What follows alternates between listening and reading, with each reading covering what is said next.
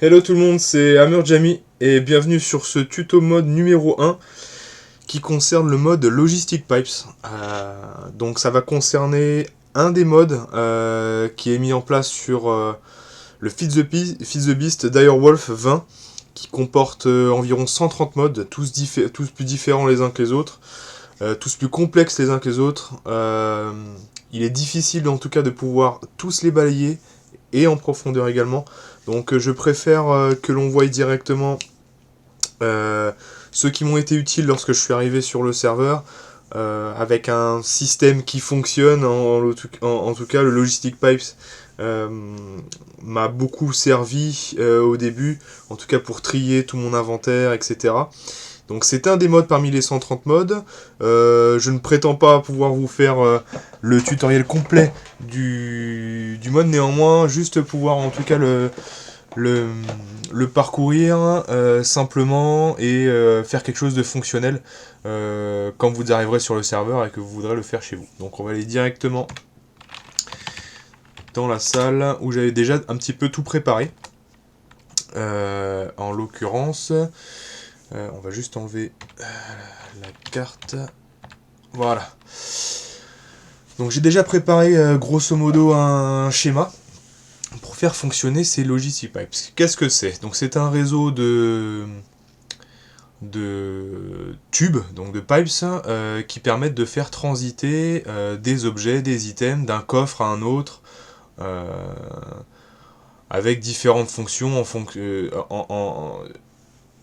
si jamais j'ai besoin de faire une requête ou si jamais j'ai besoin simplement de déposer mes objets, que ça les trie automatiquement et que ça les met. Donc on va voir simplement comment ça fonctionne. C'est quand même un mode qui est relativement complexe, qui est, on va dire, qui est très étendu, avec beaucoup de tubes différents, beaucoup euh, de requêtes également différentes. Donc on va faire attention, enfin en tout cas je vais essayer de faire attention d'être relativement simple pour juste voilà, vous donner un schéma qui fonctionne.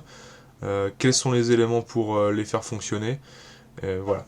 Donc là, pour ceux qui connaissent pas le Fils de Beast, parce que vu que c'est le premier tuto numéro 1, effectivement, vous avez des blocs un petit peu bizarres que vous ne connaissez pas. Vous voyez en bleu là, juste en dessous. Vous voyez Logistic Pipes ici, Industrial Craft 2. Ça vous donne un petit peu la provenance de l'objet, de l'item, en tout cas de quel mode il vient. Donc voilà, là on est sur du Buildcraft Transport, là on est sur Buildcraft Factory, etc. etc. Donc vous voyez, j'ai déjà commencé pour essayer d'épurer déjà, de vous épargner l'installation. Donc avant toute chose, pour faire fonctionner tout ça, il faut de l'énergie. Donc l'énergie, je ferai un autre tuto un peu plus tard. Donc là pour ça j'utilise un Logistic Power Junction qui va pouvoir alimenter les réseaux en énergie. Et pour alimenter ce Logistic Power Junction, j'ai simplement mis un générateur géothermique dans lequel j'ai mis de la lave et qui s'est chargé, qui a chargé en tout cas le Logistic Power Junction à hauteur de 332 944 LP. Vous verrez qu'il y a des mesures différentes en fonction des modes. Donc là, globalement, c'est chargé, ça peut faire fonctionner mon produit. J'ai essayé de faire relativement clair, même si ça vous paraît peut-être pas clair. Donc là, globalement, j'ai mes trois coffres, on va dire, de stockage. Donc j'ai simplement trois, parce que je vais pas en mettre 50. Alors comment vous les organisez? Comme vous voulez, de toute manière, comme vous faisiez avec vos panneaux, l'artisanat, les pierres, le bois, etc. Donc vous les organisez comme vous le souhaitez à l'intérieur, d'accord? euh, donc globalement, en les ouvrant, dans la manière dont on va les configurer, donc je vais vous montrer, il suffira juste donc d'ouvrir le coffre et de mettre ce que vous souhaitez qui soit dispatché à l'intérieur de ce coffre dedans. C'est-à-dire que là, en l'occurrence, dans ce coffre, je vais mettre du cuir et je ne sais pas, du blé, même si ça n'a rien à voir, du cuir et du blé. C'est-à-dire que dans ce coffre, à chaque fois que je déposerai mon inventaire de mes petites balades, ça les déposera automatiquement jusque dans ce coffre, et donc ça stackera uniquement ces éléments-là. Donc là, on a rien de logique là-dedans. Moi, ma logique, c'est que je Je stack par mode de jeu, c'est-à-dire qu'en fonction de l'item, je stocke une nature d'un côté, je stocke Buildcraft de l'autre, je stocke Logistic Pipes de l'autre, etc. afin de pouvoir me familiariser avec les différents objets qu'on peut avoir dans les différents modes. Vous verrez que ça vous aidera aussi beaucoup au début. La magie, etc. Il y a des blocs, on ne sait pas à quoi ça sert, néanmoins on sait à quel mode c'est attribué, donc j'ai fait plusieurs coffres qui distribuent tout ça. Concernant les tuyaux, on va les appeler les tuyaux. Donc là on a un tuyau qui est simple, en l'occurrence un tuyau de transport en pierre, donc qui est fait avec 2 pierres et un bout de verre au milieu, donc c'est rien du tout. Ce qu'on va utiliser, on a aussi les Basic Logistic Pipes. Alors là en l'occurrence ceux-là ils servent et ils sont beaucoup plus chers, en tout cas à connecter chaque bloc.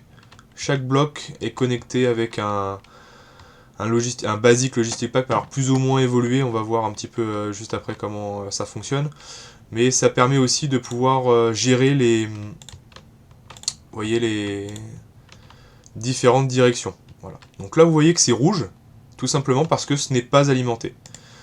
C'est pas alimenté en énergie. Hop, là on est alimenté en énergie, c'est vert, c'est vert, c'est vert. C'est rouge ici, tout simplement parce que on n'arrive pas à un objet qui est connecté. Donc l'énergie ne passe pas ici, pour le moment. Donc là, on a nos stocks qui sont là-bas. On a notre énergie qui est ici. Juste je vous montre comment ça se crafte ça, pour vous donner un petit peu une idée de la cherté de ce que l'on a besoin. Donc vous avez deux façons de pouvoir le crafter, en l'occurrence c'est du verre, de la redstone, des tuyaux de transport en pierre qui sont relativement simples à faire, par contre des tuyaux de transport en diamant qui nécessitent 2 diamants et un bloc de verre, avec en dessous une roue en or, donc qui est un peu plus complexe à fabriquer, mais en tout cas là n'est pas le sujet, je voulais juste vous montrer un petit peu la difficulté de pouvoir les crafter si vous voulez quelque chose de vraiment costaud, grand, et je vous montrerai probablement un jour le mien, comment il fonctionne. Alors, on a un coffre qui est ici, donc ceux en cristal, oui, vous avez vu qu'ils sont beaucoup plus grands, hein. On peut stocker beaucoup plus de choses, mais c'était aussi pour avoir la transparence, que vous puissiez voir un petit peu comment vont transiter tous les objets. Hop, donc là, ici, nous avons une Logistic Request Table, donc cette table logistique va nous permettre de pouvoir demander des requêtes aux Logistic Pipes. Donc là en l'occurrence vous voyez qu'elle n'est pas reliée, je vais la relier avec un Basic Logistic Pipes. Hop. Je vais regarder dedans, donc j'ai une clé à molette. La clé à molette est impérative pour pouvoir interférer avec les différents blocs. Là en l'occurrence si je clique droit, rien ne se passe. Si je clique avec la clé à molette, j'ai un menu qui s'affiche. Donc là c'est pareil, la Logistic Request. Alors, là j'ai le blé et j'ai le cuir. Donc les blés et le cuir sont présents parce que je les ai déposés dans ce coffre là, avec un châssis, avec des requêtes particulières. Donc là c'est à dire que à travers ce châssis, ma table de requêtes a déterminé que j'avais ces produits là qui étaient disponibles à la demande. Donc je vous fais une petite démonstration rapidement. Hop, si je demande en blé, j'en demande 12, je fais une requête, ok, ça fait le circuit, ça vient directement ici, et je le pose dans mon inventaire. Aussi simple que ça. On va continuer là-dessus. Donc pour les relier, il y a des fonctions différentes. Je vais commencer par celui-ci. Vous voyez que j'aurais pu mettre quelque chose de simple. En l'occurrence, si je mets simplement un basic logistic pipe, que je mets des produits dedans, absolument rien ne se passera, c'est-à-dire que je n'aurai rien. Voilà, les cobbles n'apparaissent pas dans ma table de requête, tout simplement parce qu'ils ne sont pas connectés correctement. Il faut pour ça des connecteurs très particuliers. Alors, les connecteurs particuliers, il y en a plusieurs. Il y en a beaucoup. Beaucoup ont une fonction très particulière, mais après on rentre dans le complexe, donc je ferai peut-être une partie numéro 2. Moi, ce qui m'intéressait simplement, c'était de pouvoir vous montrer quelque chose qui fonctionne. Donc là, en l'occurrence, je vais prendre un Logistic Pipes MK2, c'est-à-dire qui permet de pouvoir mettre plusieurs fonctions à mon coffre.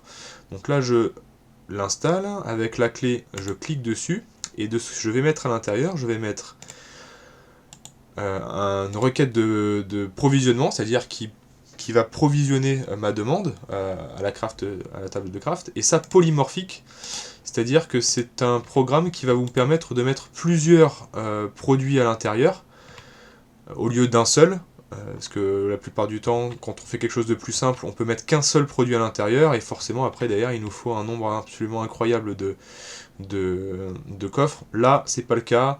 Avec un seul coffre, un grand coffre en l'occurrence, on peut mettre plusieurs types d'objets différents pour pouvoir dialoguer avec dessus. Voilà. Donc je vais aussi l'installer là-dessus. Hop, un polymorphe et un provider. Je vais l'alimenter. On va mettre le bois dedans. Voilà, donc là j'ai le bois, là j'ai la peau de vache, le blé, et ici j'ai la cobble. Donc là en l'occurrence je vous refais une petite démonstration, je vais ici. Donc vous voyez que tout est disponible ici, je fais une demande, requête, ok, les 4 cuirs arrivent, je les prends et je les mets dans mon stock. Ça c'est simple. Ensuite ce qui m'intéresse aussi beaucoup, c'est d'aller déposer mon inventaire une fois que je suis parti en forêt à accueillir des champignons. Donc pour ce faire, je mets un coffre. Donc en l'occurrence, il doit y avoir une autre solution, mais je ne l'ai pas approfondi. Je voulais vraiment faire cette vidéo relativement rapidement. C'est pour ça que je vous dis que je reviendrai dessus. Donc c'est de poser un coffre tout simplement, et de poser derrière un logistique châssis MK2. Donc c'est exactement le même que je vous ai montré ici pour pouvoir poser les différentes requêtes. Donc j'en ai mis un également ici. Simplement à l'intérieur, j'ai mis un module Quicksort. Donc ce module Quicksort va permettre de tout de suite retirer tout ce que je mets dans le coffre pour pouvoir aller les dispatcher dans les coffres là-bas. Alors je vais vous montrer comment ça fonctionne. Est-ce que j'ai... Alors j'ai du blé, hop, ça, j'ai ça, j'ai du pain, et je voulais voir un petit peu de cobble. Cobble est ici. Hop, donc je vais à l'intérieur, je pose tout ça, et c'est un fail. Alors pourquoi c'est un fail? Le quicksort... Et non, c'est pas le quicksort, c'est l'extracteur. Alors on va le chercher.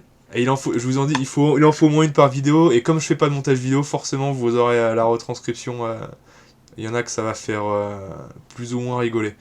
Donc il nous faut un extracteur, un module extracteur. J'espère que c'est bien ça. Hop. Non, c'est pas ça. Mais alors pourquoi il veut pas? Il y a assez de jus là-dedans. Ouais. Le coffre, l'extracteur. Ici on a les...